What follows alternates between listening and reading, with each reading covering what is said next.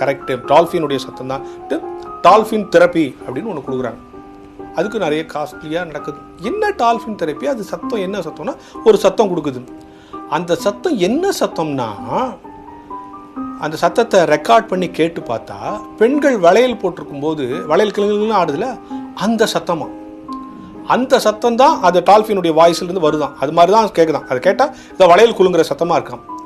அதனால்தான் நம் முன்னோர்கள் 8ஆம் 9ஆம் மாதத்தில் வளைகாப்பு என்று ஒன்று வைத்து அந்த பெண் கையில் நிறைய வளையல் போட்டு அந்த வளையல் சத்தம் அந்த மூளைக்கு கேட்குது. இன்னைக்கு அயல்நாட்டில் கண்டுபிடித்திருக்கிற இந்த டால்ஃபின் தெரப்பியை வளையலை வைத்து அந்த காலத்திலே நம்ம ஆட்கள் செய்திருக்கிறார்கள் என்று ஒரு அற்புதமான தகவலை நான் படித்தேன்.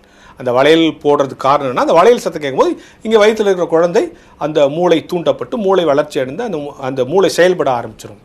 அப்போது மூளை தூண்டப்படுவதற்கு ஒரு சப்தம் தேவை என்கிறதை இன்றைக்கு விஞ்ஞானிகள் கண்டுபிடித்திருப்பதை அன்றைக்கே நம் முன்னோர்கள் கண்டுபிடித்து அதை வளைகாப்பு என்கிற அடிப்படையிலே வளையல் போட்டு அந்த சத்தத்தை கேட்க வச்சுருக்காங்கன்னு ஒரு தகவல் படித்த நுட்பமான தகவல்.